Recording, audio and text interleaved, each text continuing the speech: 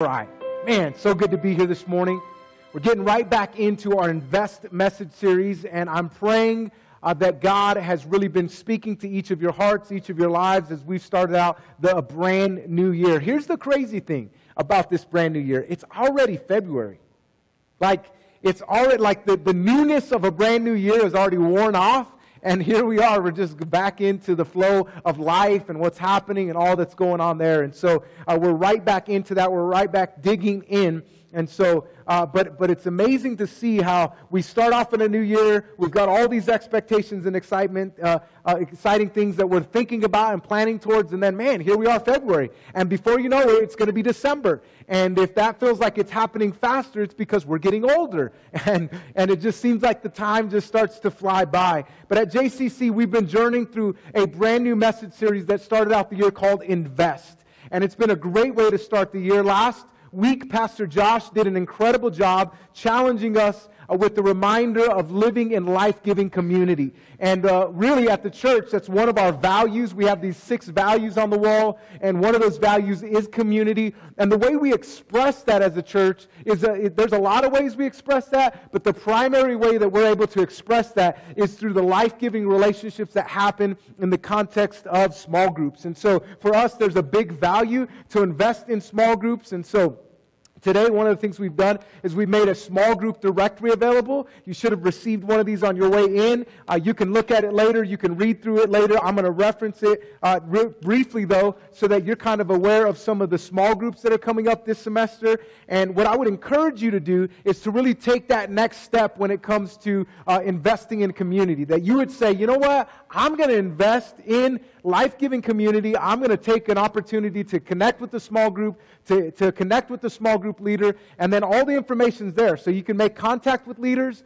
Small groups are starting anywhere from this coming week to the next couple of weeks. I was just informed there's a group on here, or there's a group that's not on here that'll be starting in March, and that is our faith and fitness group, or our CrossFit group. It's not, and so I really want to encourage you to be a part of that. That happens on Tuesday nights, but it's not going to start until March. We were kind of unsure if that was going to happen, and if you've been a part of that group, man, that group is great. I can't wait to March to get started. But anyhow, there's some great groups. I want to highlight one group selfishly today, and that is there's now a new group called, and I'm going to mess up the name. It's a hiking group. Man, what is Soul? Come on, where am I at? Soul Squad, there it is, man. I knew I was going to mess it up. I was going to call it Hiking Soul, but that didn't make sense, right? So Soul Squad, and why I'm excited about that group is because it's a great group. Celestina, would you just raise your hand? Celestina is leading that group, and she's going to be, on Saturdays, there's going to be some hiking times together, the great stuff. But here's the cool thing.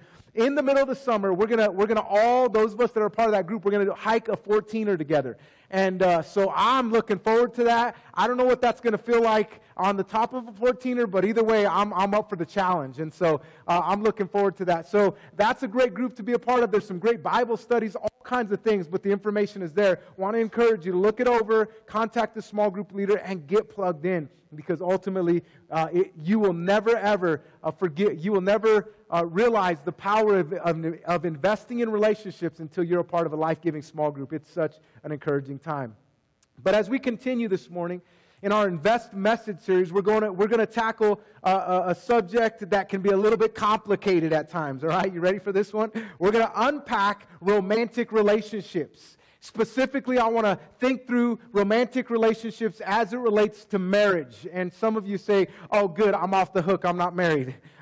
And what I understand about all of us this morning is that we're in different places when it comes to romantic relationships. Some of us either we're not married, maybe you're happily married, maybe you're not happily married, maybe you're divorced, or maybe you're remarried. Maybe you're single. There's all kinds of different people in this building today. But here's what I can guarantee you. I can guarantee you that no matter what stage you're in, whether you're married, remarried, divorced, you want to be divorced, I mean, wherever you're at in that situation, like here's what or single, like wherever you're at with that, like I just want to tell you, you can benefit. And so I really want you to just, for a moment, I want you, in fact, there's going to be a lot of information. I would encourage you to get a notepad or your phone out or something like that. And I would encourage you to take some notes, because there's some things that are going to really speak to you. There's some things that are going to be challenging. They're going to be uncomfortable maybe for you. But ultimately what I know is if we would just adhere to what we're talking about today, we would have the greatest marriages or future marriages in our lives. And so I want to encourage you to really just, as we unpack this, to really, really just say, all right, I'm all in. What do you want to speak to me, God? And the truth is that relationships can be complex. In fact, they can be complicated, right? Like, what's your relationship status? You don't even want to know. It's complicated. Like, on the way getting here, it was messy. In fact, I think about relationships. They can be complex, complicated. They can be messy at times, but at the end of the day, they can be rewarding. And every marriage, every relationship can be rewarding. And so to maximize the reward of relationships, I believe that it's critical to employ God's Word and His principles as our foundation. Like, we can go get a lot of relational advice. We can go to a lot of places. And one place I don't encourage relational advice is Facebook. Don't ask your friends what you should do. And don't ask that friend what you should do, because they're not your friend. So that's a whole nother topic. The bottom line is this: like, in order to really thrive in relationships, we've got to understand God's principles, God's Word. And so what I want to do is I want to look at a couple of things today, and I want to take a look at an intriguing and insightful conversation that Jesus had with some people, and I want to take some practical applications away from it and really apply them to our marriages. And so as Jesus fulfilled His ministry on earth, He often encountered those who were in disbelief of His authority, and not only His authority, but His identity. Jesus had conflict with people. They were bent on disproving His identity, and not only disproving His identity, they were also bent on disregarding His teaching. And in one of those cases, He's questioned. And there's this back and forth debating that's going on, and he really in it introduces something that's so important for us. And really what's asked of Jesus is, what is the greatest command? And Jesus like one-ups it, and He's like, I'm not only going to give you the greatest command, but I'm going to give you the second greatest as well. And in doing so, He begins to really unpack the relational value that will hold relationships together. It's all relationships. It's marriage, it's relationships with our children, or maybe our coworkers, or other people, our extended family, but it's the glue, if you will, that holds all relationships together. And He shares it in Mark chapter 12 and starting in verse 28. Let's read the context, and then we'll pull some points of application from it. Verse 28. One of the teachers of the law came and heard them debating. Notice that Jesus had given them a good answer. Noticing that Jesus had given them a good answer, He asked him, of all the commandments, which is the most important? And so there's this debate going on. And again, it's not only, the debate is about those that Jesus is encountering, it's about those that He's interacting with. And they're really trying to discredit Him. And so it's a debate, it's back and forth. I can imagine that at moments it was probably pretty heated, And there were this debate going back and forth. And ultimately, one of these guys pipes up and says, okay, I know how to trip Jesus up. I know how to, catch Him off guard. Let me ask Him what the greatest command is, or the greatest commandment. And the truth is that there were a number of commandments. There were a number of things that ultimately, when you look to the Old Testament, there were a number of commandments. And you have to understand, they didn't have the New Testament that you and I have. We're reading that today, but this is like happening as they're going. And they only had the Old Testament. The Old Testament was filled with all kinds of, do's and don'ts and commandments. And of course, very famous for most of us would be the 10 Commandments. And really, He's like, I'm going to catch Jesus off guard. I'm going to catch Him off guard, and I'm going to be able to trip Him up, and He won't know how to answer this one. To which we all know better than that, right? Jesus has an answer for everything. And so, and so here it is. He asked them, which is the most important? Verse 29, the most important one, answered Jesus, is this. Hear, O Israel, the Lord our God, the Lord is one.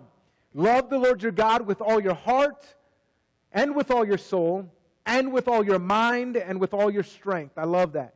He's saying, look, with everything you are, with all that you are, love the Lord your God. He says, first of all, the Lord is one. and he talks about the oneness of God, the oneness of the triune God we believe in. And then he says, look, not only is God one, but he's saying, look, here's the idea. He says, look, the greatest commandment is to love him. The way I translate that for myself is, God, I want to love you in thought, I want to love you in word, I want to love you in action, and I want to love you in interaction. I want to love you with all that I am. I want to make sure that everything I think, the core of who I am, deep down inside, when it's just me and nobody knows the secret thoughts that I have, God, in those deep thoughts, way back there where nobody else has access to, God, I want to honor you. I want to honor you with my thoughts. I want to honor you, God, with all that I am. And so I think about my thoughts. I think about my words. I want to honor you with my words. And how many times, especially in relationships, do we say things and we go, no, words come back to me, right? But they don't come back to us. They left. And so what we do is we have to go back and now say, well, I didn't really mean that. What I really meant was, and depending on how upset a person is, they're like, I don't care what you meant. I heard what you said. And it's just like, but our words are so powerful. And it's not only in our romantic relationships, it's with our children. And let me just say to every parent, don't ever underestimate the power of your words to your children. Your words can build them or break them in an instant. In fact, you know how I know this is true? Because many of you in this building, you are living with life hurts, wounds that are deep inside, and they go back to what somebody said to you when you were a child. And so know that there's power in your words. And so again, it's in my thoughts, it's in my words, it's in my actions. Every action I take, I want to love God. Every interaction I embrace in life, I want to honor God with those interactions. And so in essence, Jesus is saying, look, love the Lord your God with all that you are. Verse 31. Because again, he asked him, which is the greatest commandment? And Jesus is like, okay, I got you. I'm going to one-up that. I'm going to give you the second one. Not that you asked for it, but I'm going to give it to you anyway because it's critically important. Verse 31, it says, the second is this, love your neighbor as yourself. There's no commandment greater than these. He goes on, and I want to come back to that in a second, but I want to read through verse 32. Well said, teacher, the man replied. You are right in saying that God is one and there is no other but him. To love him with all your heart and with all your understanding and with all your strength. And to love your neighbor as yourself is more important than all burnt offerings and sacrifices. Again, everything else that is written, all the other rules, all the other commandments, all the other things that we've imposed on ourselves in our own traditions, he's saying, look, you are right. These are the greatest and most important things, to love the Lord your God and to love your neighbor as yourself. Verse 34, when Jesus saw that he had answered wisely, he said to him, reading on, you are not far from the kingdom of God. And from then on, no one dared ask him any more questions. I love that. Jesus does a mic drop. He's like, let me let you know how it is. He drops the mic and everybody goes, just kidding. We're not going to ask Jesus any more questions. We're out, And so he's really describing, look, here is the truth. The truth is love the Lord your God. But then the second part of it, and this is where I want to spend some time as we really work through this morning, is I really want to spend some time kind of understanding what it means to love your neighbor as yourself. So love your neighbor as yourself. Because again, if we're going to talk about relationships, and really Jesus highlights something we started this series out with. We started this series out with the value of investing in our faith. And so we started out there, and what I want us to understand about that is the foundation. But then he says, okay, love the Lord your God. And then he gets to the second piece. He says, love your neighbor as yourself. So here's where we kind of dig in a little bit further. When it talks about loving your neighbor as yourself, it's really about making the relational investment. It's about making the critical investments in relationships. And really it says, love your neighbor as what? As you love what? So that means you gotta love yourself first. That doesn't mean that we walk in self-centeredness. That doesn't mean we walk in a self-love. That means that we learn to love ourselves. We learn to invest in ourselves. And so I'll tell you this, greater than any other thing in life, you will need to learn how to make a critical investment in your own life as it relates to relationships. You got to start there. Everybody wants to start with, like, Lord, I would have a great marriage, but I'm married to her. God, I would be the most amazing, like I would have the greatest work environment, but Lord, did you see her? Did you see him? Like, and we got all these reasons why, you know, and then we start living and believing our excuses, and then it's like, no, it's not them, it's you, you know? And we'll get to that. But the bottom line is you have to make the investment in yourself. In fact, it reminds me, if you've ever traveled, if you've ever taken an opportunity to travel and you've been on a plane, what you see is that you really understand that kind of what the Bible's sharing here is that if you're going to love your neighbor as you love yourself, then you got to take care of yourself first, basically. You got to love yourself first. And so that's kind of what the text is pointing to us. But I want to show you an example. As we kind of cut away from the text today, I just want to show you an example and really kind of just set this up for you. So if you've ever been on a plane, you get on the plane and you get to this moment where, you know, the stewardess is sharing and she's saying, look, you know, blah, blah, blah. And if you've been on a plane long enough, many times, you're not even paying attention. Your headphones are in and you're like, whatever, you know. But if it's your first time on a plane, you're scared. And all you're thinking is like, I'm going to die here in a little while. And so when she comes out or he comes out and it's like all the safety things, you're like, okay, and then what? You know? And one of the things that they're going to say is, you know, if we lost cabin pressure for some reason, there's these little oxygen things. They're going to fall down. And it says, please secure yourself first. You know, take care of yourself first. And if you have a child with you or an elderly person, then take care of them. And what you're thinking in your mind is like, no, I love my daughters. I'm going to take care of them first. But the problem is if you lose cabin pressure and you start trying to help your baby, you're going to go like this. And you're not going to be able to take care of them because you'll be knocked out and they'll be looking at you like, man, that was weird. Look. Anyway, Mom, wake up. You know, Dad, wake up. The point is that you are to secure yourself first and then take care of those passengers that are with you. And I think there's just a principle there. And the principle is that ultimately in relationships, we are going to have to love our neighbor as we love ourselves. We've got to take care of ourselves first. We've got to make the critical investment of investing in ourselves. And so I want you to understand that if you're going to love your neighbor and if you're going to have a great marriage, it starts with loving yourself. It starts with you being the best you that you can ever be. That you really truly have to challenge yourself to be the best you can be. That you have to challenge yourself to say, you know what, more than anything else in life, I got to challenge myself to be the best me that I've ever been. In fact, great marriages are made with great individuals, but the challenge is that, you know what, ultimately it comes down to you. Are you the best version of you that you have ever been? Or are you striving to be the best version of you that you've ever been? You see, you have to make the critical investment of yourself. Now, let me just say, in marriages, it's so easy for us to say, you know what, it's her fault or it's his fault. But the bottom line is this, is you have to invest in yourself first.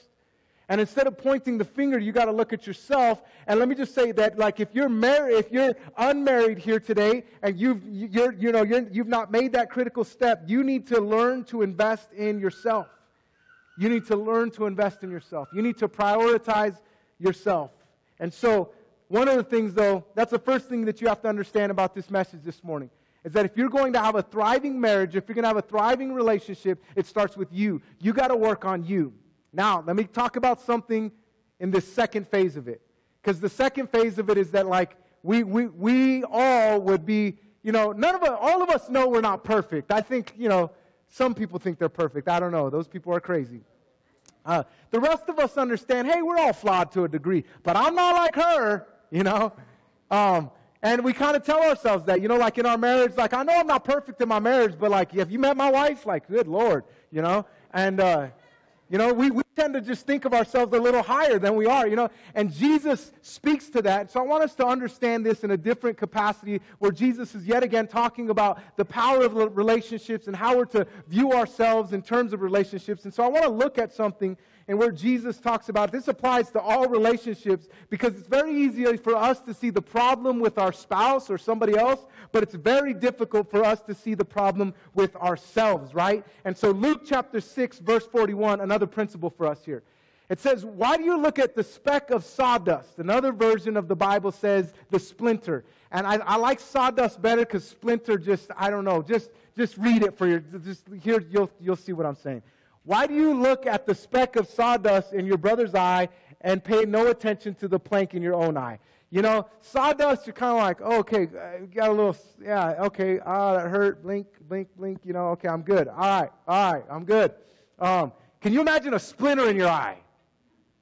Yeah, y'all just like, you know, like you just, yeah, I can see the shivers going down your. So look, in fact, I found a splinter right here. It's a pretty big one. See it? Can you see it? It's pretty big, right? So here's the thing. The Bible here is, why do you look at the speck of sawdust, the splinter, in your brother's eye and pay no attention to the plank in your own eye? How can you say to your brother or spouse, let me take the speck out of your eye when you yourself fail to see the plank in your own eye, right?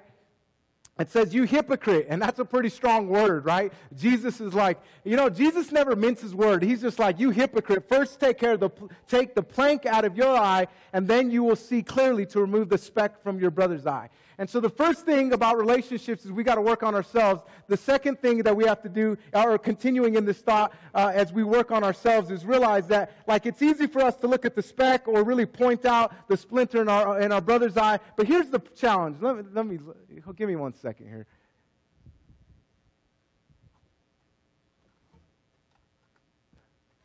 We walk around like this, you know what I'm saying? It's like, hey, you got something in your eye there. I don't know if you saw it, you know? In fact, we kind of load up with the stuff in our eye. It's like a bazooka. Bang, I'm going to get you with this thing. And then we're like, hey, come get close to me. I can't even hold this thing. Come get close to me. Yeah, come a little closer, wait up. There's a speck of dust. There's a splinter in your eye. Let me get, man, this stupid thing's in the way, you know? And if that wasn't good enough, what we end up doing is we're like, you know what, part 2, round 2, man, forget that. I got one thing in my eye. And then we're like, you know, this one's not as bad. It's a little bit smaller. But then we walk around and we got all kinds of things in our eye. You know why I have 2 of these? Because I broke it during the first service. You should have seen. I used all my strength. It was almost broke already, so there it is. Here's the thing. We want to point out what's wrong about our spouses. We want to point out what's wrong with our brother. But the whole time we're looking at this itty little bit of piece of wood that they're dealing with. And we got this great big old plank in our eye. And for good measure, we're going to pick up a second one, man. We're coming guns blazing. You know, we're ready for this, right? And so the bottom line is that we all have these things in our lives. That we would call them blind spots. Because everyone around us is like, but we're like, I'm good. We can't see it, right? We just can't see it. There's just something we can't see about it. And so Jesus is really challenging us with this critical investment of saying, hey, look, you've got to look at what's in your own eye. You've got to look at what's going on in your own life. And so that's part of it, is that if we're going to love our neighbor as we love ourselves, we've got to make the investment in ourselves. And we've got to do the critical work. We've got to do the critical work of saying, you know what? I've got to look at the plank in my own eye.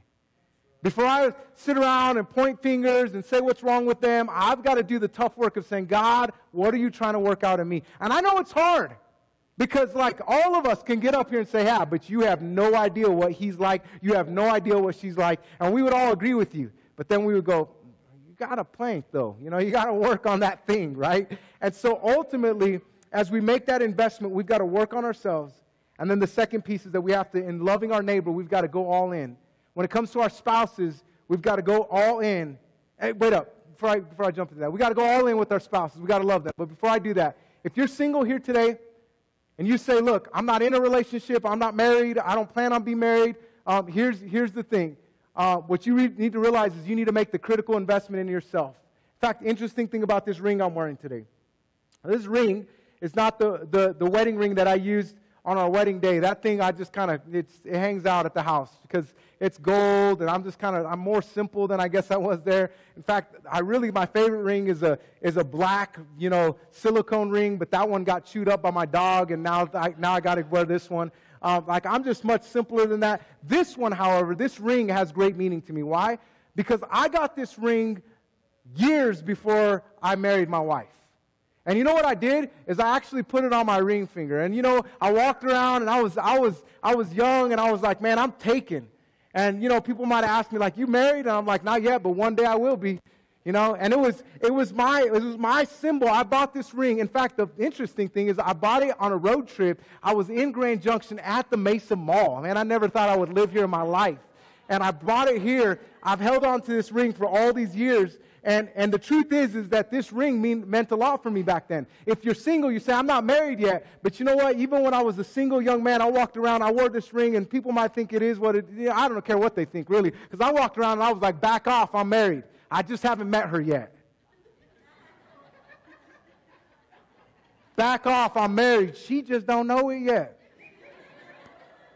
But one day, girl, one day. And so if you're single, you gotta start preparing your heart. Look, here's the challenge, okay? Is that really you got to do the work on yourself first, right? And then secondly, you gotta love your spouse, okay? Love your neighbor as you love yourself. Your closest neighbor is going to be your spouse, whether you're married, divorced. Here's the thing. If you're like, okay, I'm just going to say it now. Here's the thing. If you are really struggling through your marriage, and I'm not trying to make light of it, please, I'm not. Let me just challenge you with something, though. You have to go to your next relationship. So you better work on you. If you're like, hey, you know what, I'm done with this marriage, and I'm better off with somebody else anyway, yeah, that's what you think, but you got to go hang out with, you are taking you to the next relationship. And so you got to work on you. And who knows that if you actually just did some work on you, that you may have the most amazing relationship ever. All right. Second thing, you got to love your neighbor. You got to love your spouse. And so after we've invested in ourselves, we've got to love our neighbor. We've got to invest in these relationships. And so what does that look like when it comes to our spouses? I want you to listen to this because it's very important.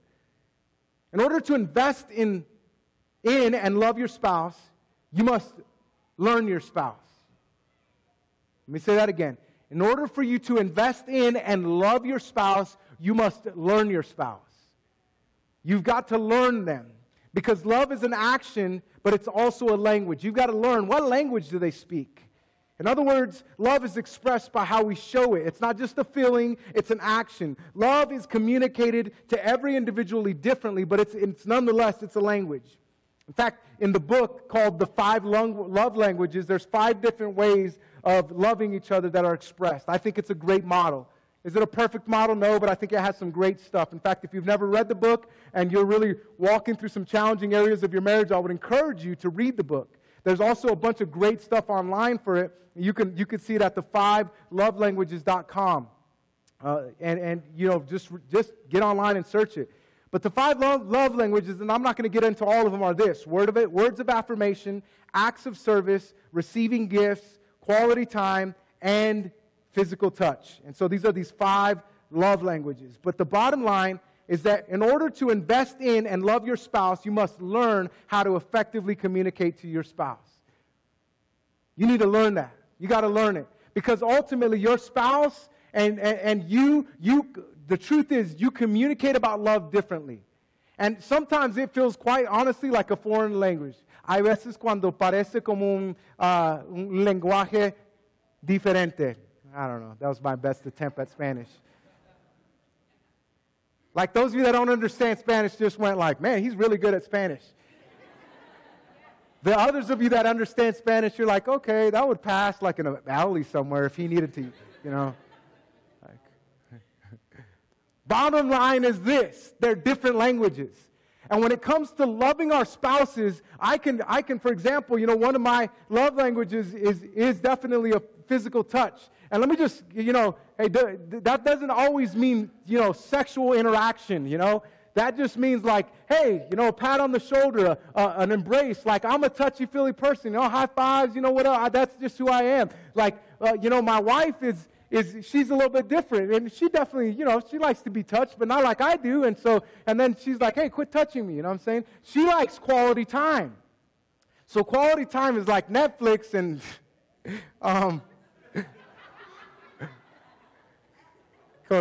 come on, get your mind out of it. So Netflix, She likes hanging out watching Netflix. And I'm like, man, I hate watching Netflix.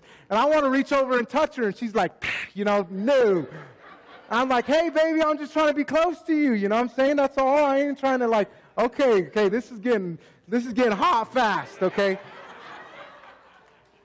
Bottom line is she's like, her love language is quality time. And I'm like, my love language, my mind doesn't do quality time. I just want to go, and I just want to get there. And, and she's like, let's hang out, Oh, okay, all right.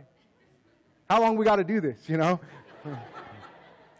Quality time. But see, I've got to not try to love her the way I love by like, hey, high fives, and touches and hugs and all that stuff. I've got to learn what is her language. I've got to learn her. Instead of speaking foreign languages, we got to learn the language and we got to communicate to one another. Is that making sense for you this morning? So if you're going to love, if you're going to invest in your marriage relationship, you've got to learn their language. You've got to learn, what does she speak and what do I speak? And it goes back and forth. And so ultimately, we've got to learn each other's language. So not only do we have to invest in ourselves, if you want to have a great marriage, great future marriage, you've got to invest in yourself. Secondly, you've got to learn your spouse. You've got to learn your spouse. You've got to learn, like if I'm going to truly love her, I've got to learn her. And let me just say, it's a lifelong journey. Mary and I have been married for a cute almost 18 years. I'm still learning.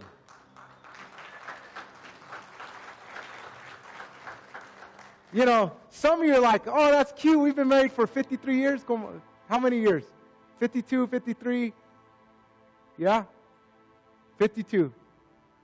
She's like 52. He's like 53. No, just kidding. You know how I know that they're over 50? Because we celebrated their 50th year anniversary just a couple years ago. It was beautiful in this place. It was awesome. And I took notes because Brother Mario, he sang to his wife, mariachi. Oh, it was beautiful. And I'm like, baby, get ready, because mariachi's coming at 50, girl. We're about to get hot. Then we can Netflix and chill, and all that. All right, moving on. So, number one, you got to invest in yourself. Number two, I got to learn her language. She's got to learn my language. We got to learn each other. And then the third one, and I'm going to wrap up with this. The third one, a final thought, is that I would leave you with today regarding investing in your marriages, is that you've got to, there are many reasons why marriages fail. There's a lot of them. There's a whole list. You want to find the list, go Google it. There's a list.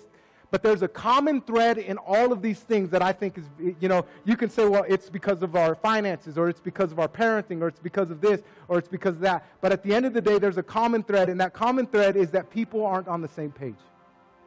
They're just not on the same page. When it comes to communicating, they're just on two different pages.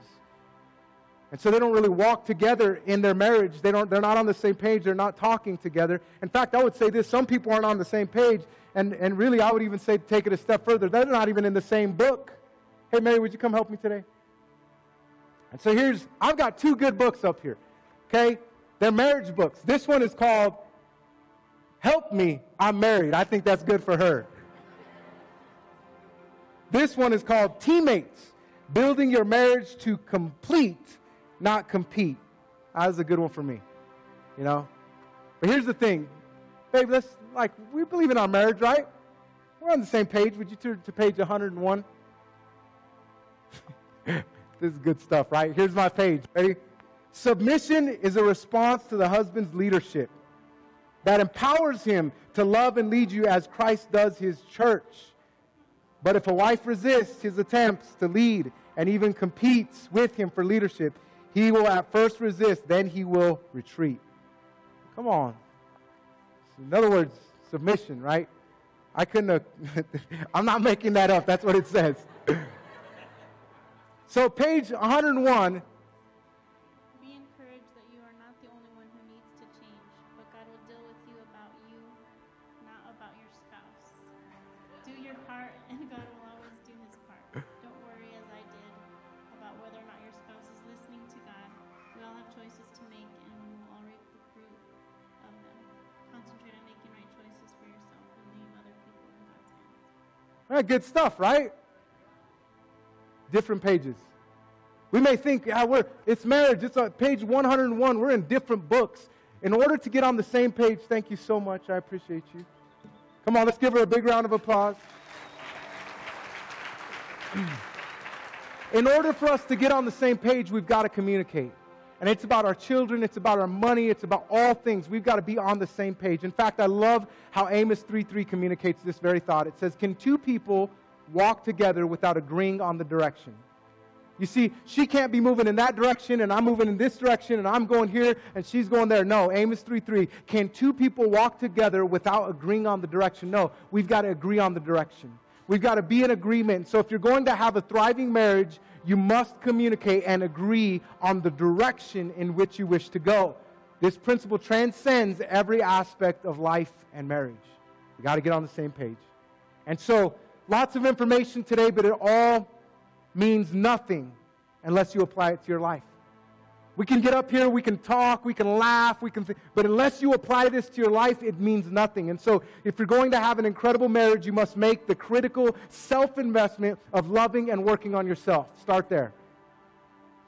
Start there. All right, Lord. I'm going to need a chop saw for this one, Lord. But you got to do what you got to do, because I've been hanging on to this thing for too long. I've been hanging on to this thing for too long. I'm walking around. I'm hitting people with it. Like it's a big old blaring issue in my heart, and I keep smacking people with it. Everywhere I go, Lord, deal with me. Work in me on this. And so you got to make that critical investment. Secondly, you must work on learning your spouse. You must work on learning your spouse. Because if you're going to love your spouse, you've got to learn your spouse. I mean, that right there is something that you can really take away with you and say, you know what? If you're gonna love your spouse, you got to learn your spouse. And finally, communication is key. You can't move forward in marriage if you're not on the same page, right? And so I'm not saying this is necessarily easy, but I'm saying it's absolutely necessary. It's not easy to get on the same page, but it's necessary. And so as we leave here today, and as you walk away, and as we have a moment of worship here in a second, you need to decide, what are you going to do to work on you? And not only what are you going to do to work on you, but what are you going to do to learn and love your spouse? And finally, how are you going to get on the same page when it comes to communication? And so as a takeaway today, I leave you with this in mind. Investing in marriage is about self, spouse, and together. Investing in marriage, again, wherever you're at in this marriage journey, investing in marriage is about self, spouse, and others. Don't try to fix him. Don't try to fix her. Work on yourself. Start there. I know it's not easy, but start there. So investing in marriage is about working on self, spouse, and then ultimately, together, we're on the same page. With that being said, I'm going to ask you to stand. And as you stand, I'm just going to ask you to close your eyes just for a second. And I'll tell you, there's one key to all of this. If you're going to have thriving relationships, it's going to be because you have a personal relationship with Christ. And so if you're here today and you say, look, I've never committed my life to Christ, or I need to recommit my life to Christ, I want to give you that opportunity. If you're watching online and you say, I need to commit my life to Christ, I want to give you that opportunity. And so all over this place, if that's you, right where you're at, would you just lift your hand real high and say, I need to commit or recommit my life to Christ? God sees your hand. All over this place, don't be, God sees hand, all hands going up all over this place. You say, I need to commit or recommit my life to Christ. Would you just lift your hand real high and then put it right back down? Hands going up all over this building. Now I'm going to ask you, would you repeat a simple prayer with me? And not just those of you that lifted your hand, but everyone in this place, would you repeat with me? Would you say, Jesus, today, I commit my life to you, all that I am. In our relationship, teach me to relate with others. I pray this in Jesus' name. Amen. Come on, let's worship for a moment and just say, God, come on, put your hands together. Let's worship.